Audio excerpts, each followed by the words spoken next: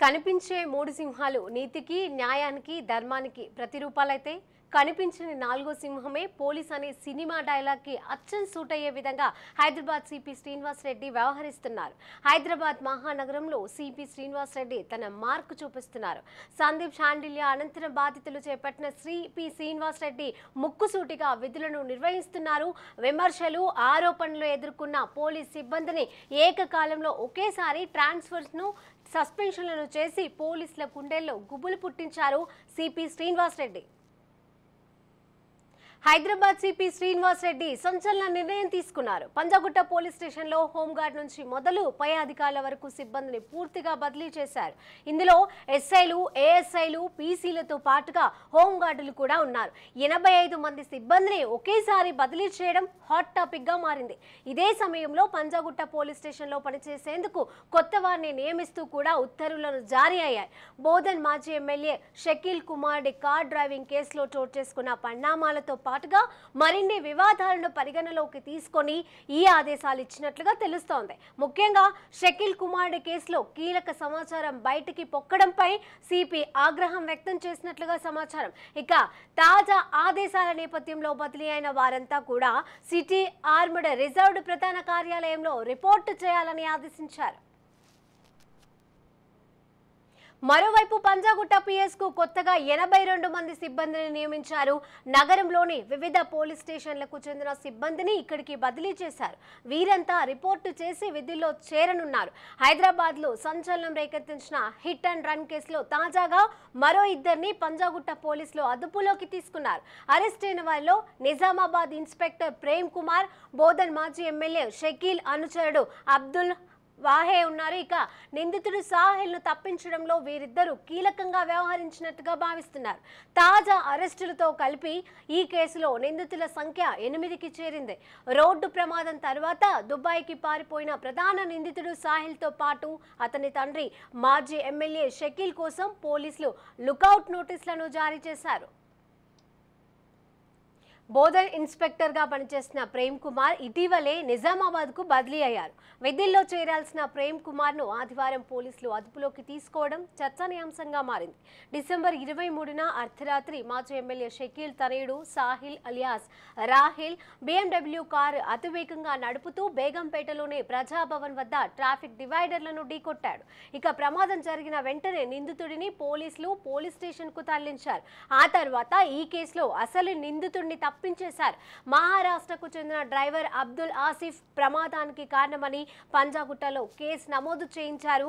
నిజామాబాద్ లో CI phone లో Panjagutta inspector దుర్గారావుతో మాట్లాడిన కేసు తారుమారు చేయడానికి సహకరించినట్లుగా దర్యాప్తులో బయటపడింది. స్టేషన్ నుంచి సాహిల్ ను విడిపించిన దృశ్యాలు సీసీటీవీలో నమోదయ్యాయి. నిందితుల సెల్ ఫోన్లలో లభించిన కాల్ డేటా ఆధారంగానే షకీల్, ఇన్స్పెక్టర్ ప్రేమ్ కుమార్ మరో ఇద్దరితో మాట్లాడినట్లుగా ఆధారాలు లభించాయి.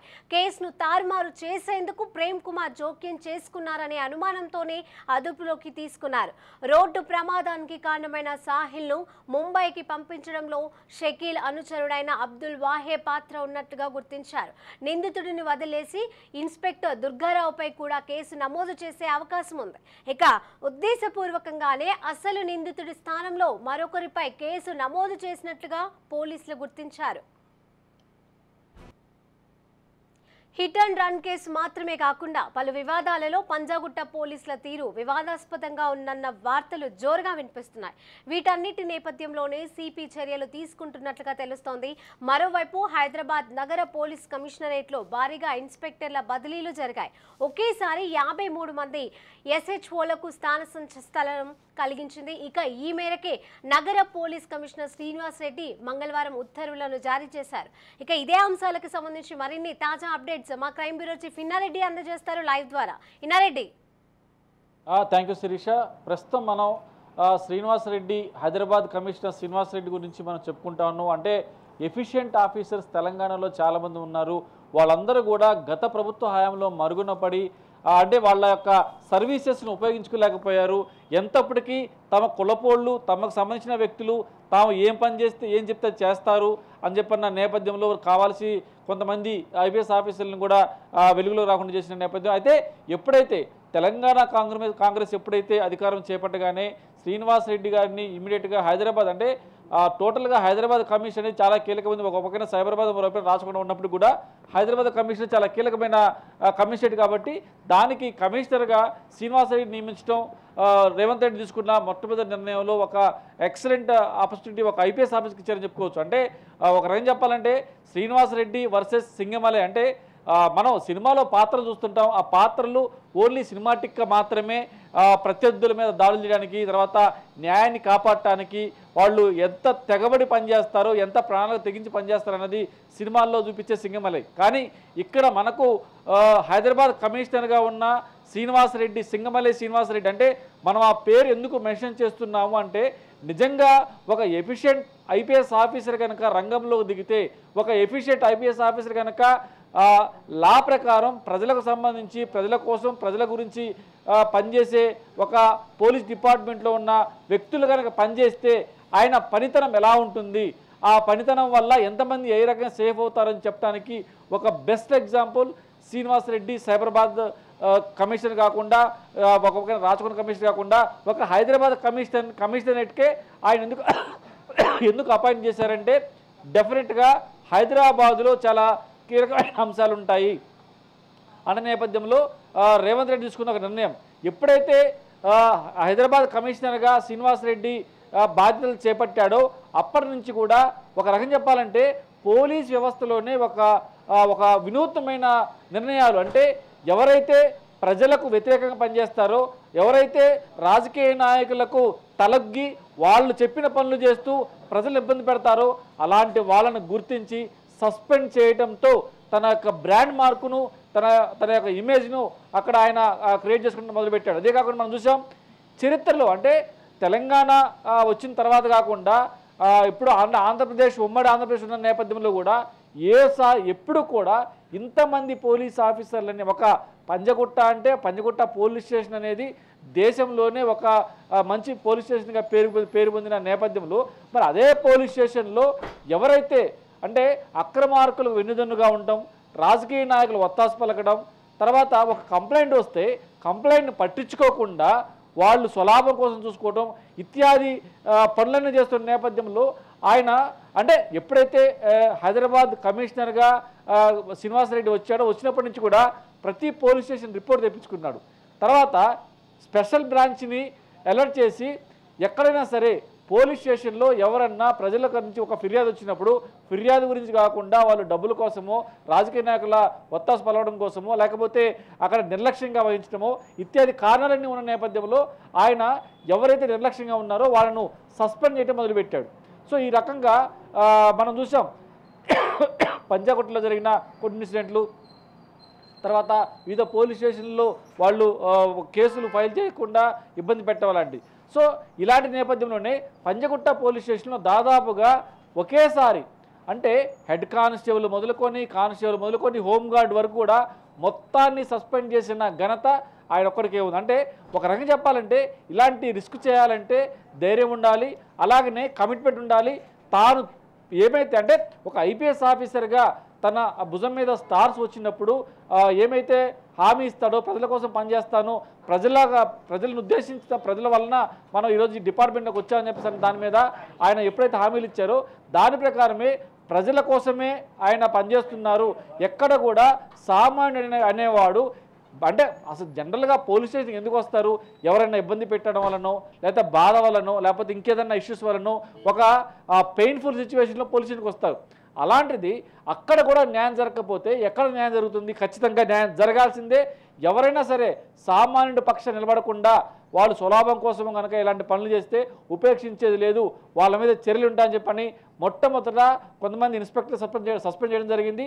ఓవరాల్గా చరిత్రలోనే అంటే ఇండియా చరిత్రలోనే ఒకేసారిగా 50 మంది పైబడి పోలీస్ ఆఫీసర్లను సస్పెండ్ చేసి వివిధ పోస్టింగ్లు ఇవ్వడం, తర్వాత వాళ్ళ మీద యాక్షన్ తీసుకోవడం ఇవన్నీ కూడా ఒక శ్రీనివాస్ రెడ్డి వల్లనే సాధ్యమైంది. ఈరోజు హైదరాబాద్లో డ్రగ్స్ వ్యవహారంలో కావచ్చు, తర్వాత అంటే మనం ఒకటే అని కాదు ప్రతి ఇష్యూలో కూడా శ్రీనివాస్ రెడ్డి తన బ్రాండ్ ఇమేజ్, బ్రాండ్ మార్క్ అంటే ఆయన గొప్పగా పొగిడే ఉద్దేశం మనకి లేదు. కాకపోతే ఆయన యొక్క చర్యలు ఎలా ఉన్నాయంటే ఒక సామాన్యుడి పట్ల కనుక డిపార్ట్మెంట్ అనేది నిర్లక్ష్యం వహిస్తే ఒక ఉన్నతాధికారి, ఒక ఐపీఎస్ ఆఫీసర్ శ్రీనివాస్ రెడ్డి లాగా ఉంటే ఖచ్చితంగా మన న్యాయ వ్యవస్థ, మన పోలీస్ వ్యవస్థ మీద ఒక నమ్మకం, ఒక భరోసా కలుగుతుందని చెప్పడానికి ప్రత్యక్ష ఉదాహరణ శ్రీనివాస్ రెడ్డి అని చెప్పుకోవచ్చు. అందుకే మనం రాజ్ న్యూస్ వేదికగా సింగమలై శ్రీనివాస్ రెడ్డి అని మనం ఎందుకు పెట్టామంటే, ఎస్ ఆయన దుర్మార్గుల పట్ల, నిర్లక్ష్యంగా ఉన్నవారి పట్ల, అక్రమార్కుల పట్ల ఒక సింగమలై లాగా ఆయన తన బ్రాండ్ ఇమేజ్ని కాపాడుకుంటూ, అంటే బ్రాండ్ ఇమేజ్ కూడా కాదు, పబ్లిక్కి సర్వీస్ చేయాలంటే, పబ్లిక్లో ఉన్న ప్రజలకు సంబంధించిన వ్యవహారంలో పనిచేయాలంటే ఖచ్చితంగా ఇలా ఉండాలి. మన హైదరాబాద్ కమిషనర్ శ్రీనివాస్ రెడ్డి చేస్తున్న వర్క్ ఏవైతే ఉందో ఈ రకంగా ఆయన యాక్షన్ దిగాలని చెప్పి తెలుస్తుంది. మనం చూస్తూ ఉన్నాం ఈరోజు ఫోన్ ట్యాపింగ్ వ్యవహారంలో కూడా దీంట్లో ఇక్కడ బంజారాహిల్స్ పోలీస్ స్టేషన్లో వెస్ట్ జోన్ డీసీపీ ఆధ్వర్యంలో ఇంత ఇన్వెస్టిగేషన్ లోతు దర్యాప్తు అవుతుందంటే పైన ఉన్నది ఎవరు? సింగమలై శ్రీనివాస్ రెడ్డి. సో ఎస్, ఆయన ఉండబట్టి ఆయన పర్యవేక్షణలో ఎక్కడ కూడా, అంటే ఏ కార్నర్లో కూడా చిన్న సమాచారం వచ్చినా దాన్ని సీరియస్గా తీసుకొని డెవలప్ చేసుకుంటూ అక్కడ ఫోన్ ట్యాపింగ్లో జరిగిన పిన్ టు పిన్ వ్యవహారం అంతా కూడా బట్టబయలు చేయగలిగారు. కాబట్టి ఈరోజు ఎంతమంది మీద చర్య తీసుకునే అవకాశం ఉంది.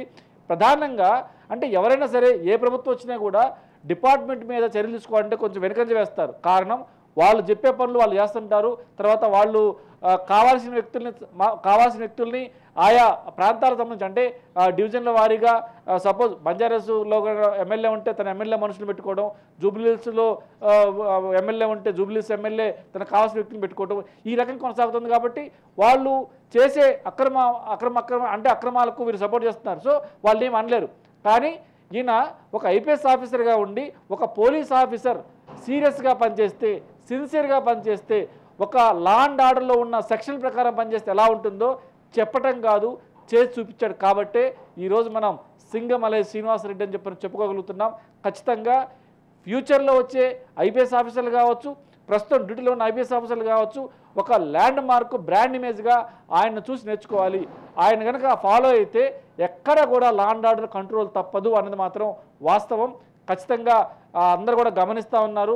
ఒక పక్కన రాజకీయ నాయకులు కావచ్చు, మరోవైపున సామాన్య జనం కూడా ఈయన చేసే పనులు కావచ్చు, ఈయన ప్రజల పట్ల చూపిస్తున్న శ్రద్ధ కావచ్చు, ఎవరైనా సరే సామాన్యుడి పట్ల కనుక నిర్లక్ష్యం వహిస్తే అడ్డంగా వాళ్ళని సస్పెండ్ చేస్తున్న విధానం కావచ్చు. అంటే మనం పనిచేసేది ప్రజల కోసం, ప్రజల డబ్బుతో పనిచేస్తున్నాం, వాళ్ళకు సపోర్ట్గా ఉండాలి. కానీ ఎవడో డబ్బులు ఇచ్చాడనో అక్రమాలకు అడ్డంగా సపోర్ట్ చేస్తే నీ పని అడ్డంగానే ఉంటుంది, నిన్ను సస్పెండ్ చేయడమే కాదు నీ మీద చర్యలు కూడా తప్పవు అని చెప్పేసి అన్న మెసేజ్ పోతా ఉంది. మరి ఇప్పుడు మనం చూస్తూ ఉన్నాం ఈ ఫోన్ ట్యాపింగ్ కేసులో 12 మంది పోలీస్ ఆఫీసర్లు ఉన్నారు. ప్రస్తుతం 6 మీద చర్యలు కొనసాగుతున్నాయి, ఇంకొక 6 రెడీగా ఉంది. ఇవన్నీ చేయగలుగుతున్నారంటే శ్రీనివాస్ రెడ్డి గారి డైరెక్షన్లో వెస్ట్ జోన్ డీసీపీ చేస్తున్న దర్యాప్తులో వెలుగు చూస్తున్న నిజాలు చూస్తుంటే ఒక సిన్సియర్ ఐపీఎస్ ఆఫీసర్ వర్క్ చేస్తే ఇలాగే ఉంటుంది, ఇలాగే అక్రమార్కుల గుట్లు అట్టవుతా ఉంది. అవతల వ్యక్తి ఎవరైనా ఉండొచ్చు, ఎంత పలుకుబడినా ఉండొచ్చు, ఒక సిన్సియర్ పోలీస్ ఆఫీసర్ కనుక తన డ్యూటీ తాను సిన్సియర్గా చేస్తే అక్రమార్కులను వాళ్ళ గుట్లు అట్టు చేయడంలో కావచ్చు, తర్వాత నిజాలు వెలికితేయడంలో కావచ్చు, బ్రాండ్ అంబాసిడర్లుగా వీళ్ళు ఉంటారు.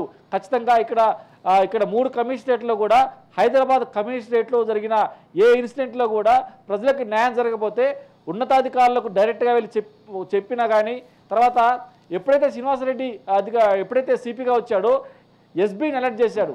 ప్రతి పోలీస్ స్టేషన్లో డే టు డే ఫిర్యాదు ఎలా ఉంది, ఎలా స్పందిస్తున్నారు, ఏ రకంగా యాక్షన్ తీసుకుంటున్నారు, వాళ్ళు ప్రజలకు సపోర్ట్గా ఉన్నారా లేదా, ఏ రకంగా పనిచేస్తున్నారు అని చెప్పిన ప్రతి విషయాన్ని కూడా క్లీన్గా అబ్జర్వ్ చేస్తూ ఎవరైనా లైన్ దాటారో, అంటే ఇల్లీగల్ యాక్టివిటీస్లో వాళ్ళు కనుక అడుగు పెట్టారో ఇమీడియట్గా వాళ్ళు కళ్ళు మూసి కళ్ళు తెరిసే లోపలనే సస్పెన్షన్ ఆర్డర్ టేలు ఉంటుంది. అంటే శ్రీనివాస్ రెడ్డి కనుక తలుచుకుంటే, అంటే ఆయన కింద పనిచేసే వ్యక్తులు, ఆయన ఎప్పుడైతే హైదరాబాద్ కమిషనరేట్ పరిధిలో పనిచేసే ప్రతి వ్యక్తి కూడా సామాన్యుడికి అందుబాటులో ఉండాలి, సామాన్యుడి కోసమే పనిచేయాలి.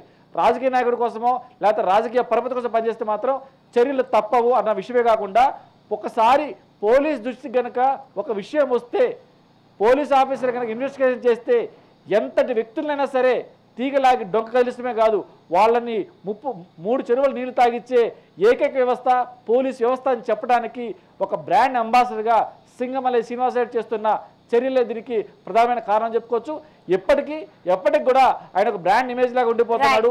పోలీస్ డిపార్ట్మెంట్లో ఆయన ఒక సింగమల్లి శ్రీనివాస్ రెడ్డి అనేది ఒక ఇమేజ్ అలా నిలబడిపోతుందని కూడా మనం రాజ్ న్యూస్ వేదికగా పబ్లిక్ చెప్పదలుచుకున్నాం. శిరీష.